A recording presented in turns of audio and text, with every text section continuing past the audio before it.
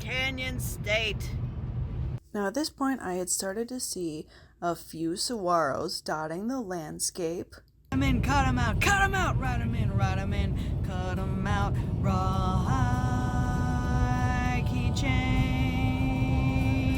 moving, moving, moving. Yeah, about to drive through another monsoon here. I can physically see it coming down. Train. Rain. Get ready, boys, it's coming.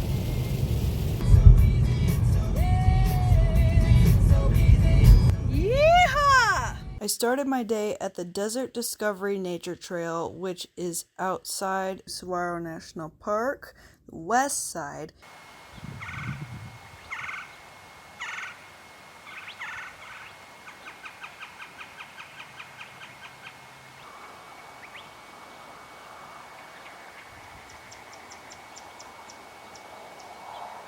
And then you go into the Red Hills Visitor Center. The Red Hills, because it had just been raining. Deep, deep, rich red soil. It was like night and day contrast. Desert storms, and they've always been short bursts. Sure, this was 5-minute spurts, but the clouds were threatening all day and it happened multiple times. Whereas the other places I've been to, it's 5 minutes for the whole day, for the whole week. The sky was heavily gray. It was a little bit dreary. I attempted to record a song, but rain was coming in. I felt like I was in a forest, a sparse forest, but still a forest. And looking out over the landscape, you would think that all the saguaros, they look real tiny from way far away. They dwarf me. I'm short, but also saguaros are ridiculously tall. It wasn't ridiculously hot, which I really appreciated. I had to wait about 5 minutes at a time and I get completely different light, which would in some cases brighten up part of a landscape, and then 20 feet away it would be dark.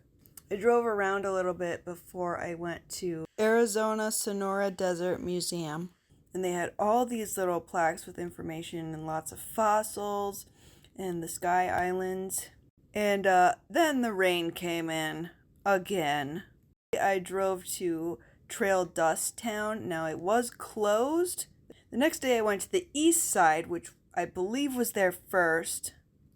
And this one is a loop where it's a one-way. You just drive around the park and do as much hiking as you want. I think it was paved in the 60s. The sun was up, but the cloud cover and the mountains actually prevented me from seeing sunlight for probably a good hour, if not 2. I started off on the Desert Ecology Trail.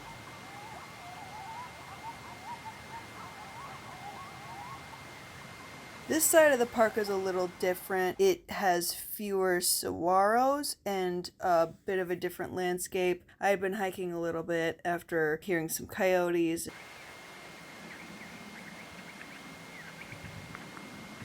The clouds kind of parted and I could see the sun. Like I said, saguaros are massive, so their shadows are also massive. Oh, there was a little overlook. I was looking for javelina, but I didn't see any.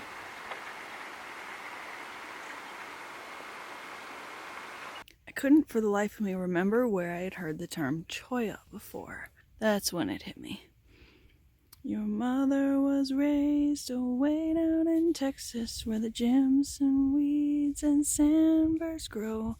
We'll fill you up on prickly pear and cholla, so you'll be ready for Idaho. Whoopie-tie-I-O, get along, little doggies, it's your misfortune and none of my own. Whoopie-tie-I-O, get along, little doggies, for you know that Wyoming will be your new home.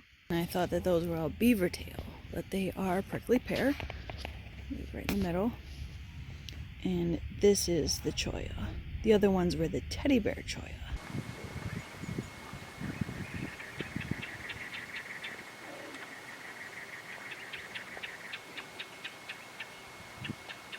So this little bird, real cute and all I had to do was wait like a minute. The clouds changed that quickly and that dramatically.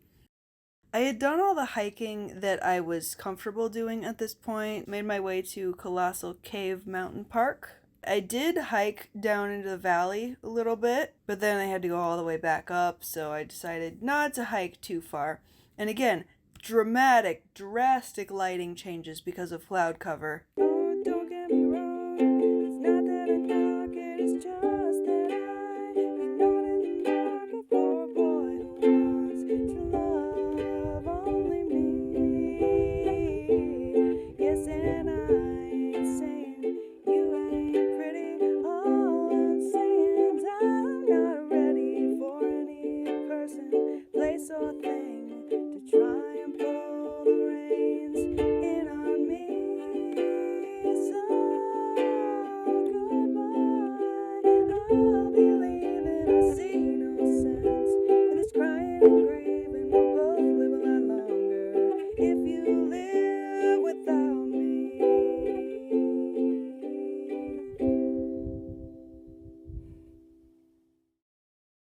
Until we meet again.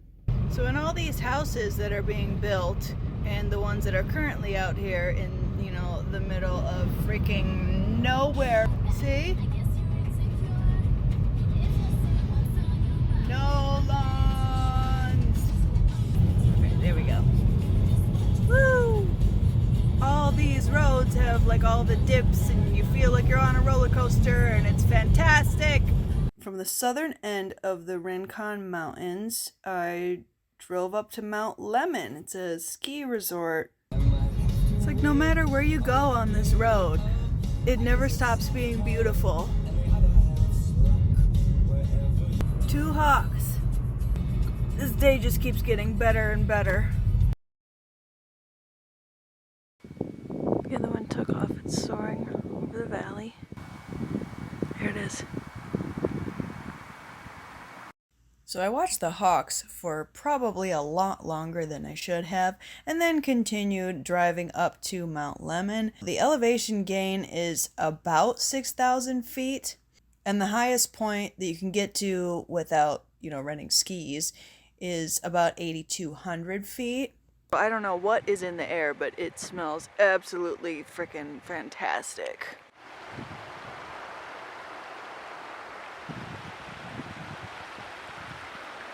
I stopped at every pull-off.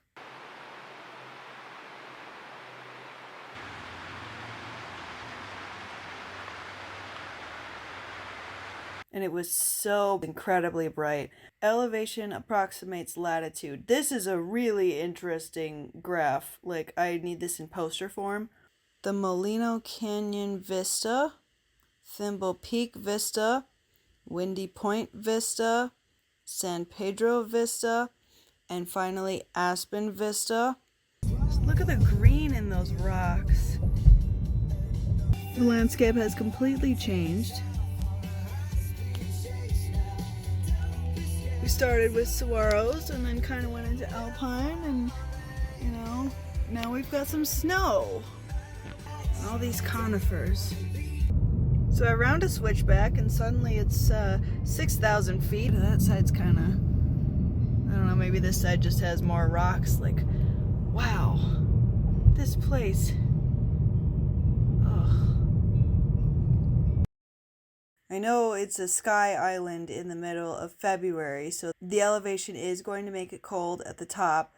The drive was like 20 miles long and was supposed to have taken about 90 minutes. But it took me about 3 hours, maybe longer, because I stopped at every pull-off and just had to get out of the car and look at everything. Going down was much shorter than going up, and I still stopped at several pull-offs.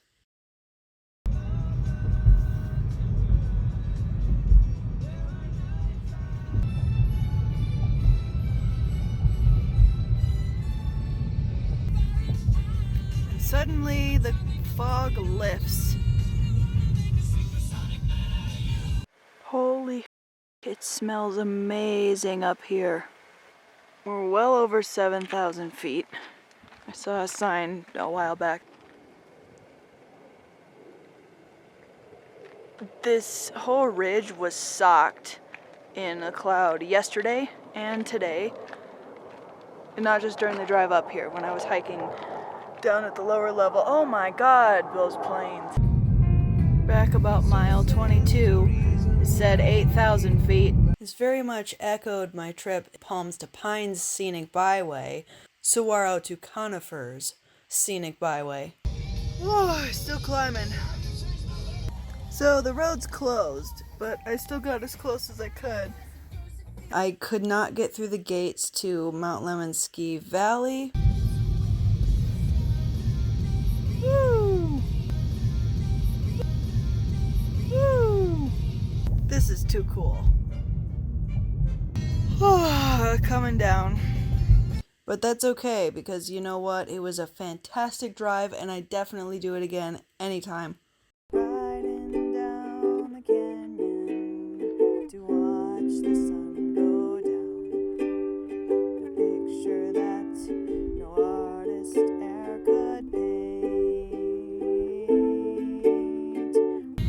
Well, the sign says 6,000 feet, so I've gone down 2,000. Well, at least 2,000 feet. And this is the point where, mile 4, where I start seeing saguaros again. All along this beautiful sunset-covered hillside. And it also happens to be 4,000 feet, so, but cacti seem to like 4s. I did a little bit of hiking around the Sabino Canyon area, and I did attempt to record a song, but it didn't come out because there were so many people going by. Cactus plants are blooming, sagebrush everywhere, granite spires standing all around. I tell you folks, it's heaven to be riding down the trail when the desert sun goes down.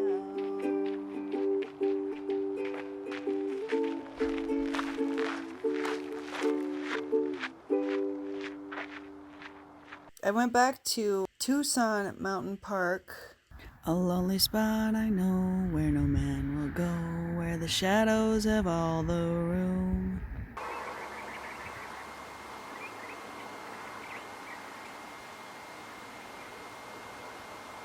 I was very upset to have to be going, but I drove for 2 hours, made it to Phoenix Musical Instrument Museum, and I learned so much, and I would definitely go and see it again because I didn't see everything. I think the biggest bit of information that I got out of this was the Silk Road really took instruments across the whole world.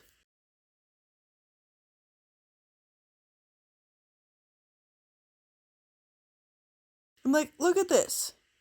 Look at some of these things. They're so interesting. There is so much plumbing. They had a whole wall just about ukuleles. They had a whole wall about Adolph Sax and women in jazz.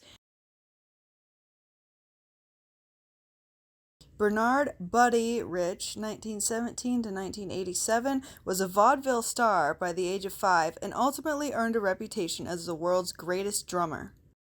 I had an idea to go to Papago Park for a hole in the rock to see the sunset. Now, I wasn't the only one with this idea. It was way too crowded. Overall, I was not a fan of Phoenix. There was just so much smog and air quality was not great. And it was so hot. I think 75 degrees in the winter. And on my last morning, I happened to see Princess Drive. Oh, we need to get the fan club here. So I went up to Sonoran Preserve, Desert Vista Trailhead. This was my last day of the trip. I saw a surprising number of people riding mountain bikes. Some friendly hikers just pointed out this is an owl nest. This little lady in her nest. I drove 1,724 miles in 13 days. On the one hand, I was upset to be going home and having to deal with winter nonsense, but on the other hand, I was really tired from all the walking and all the hiking, and then surprise, 2 weeks later, COVID lockdown.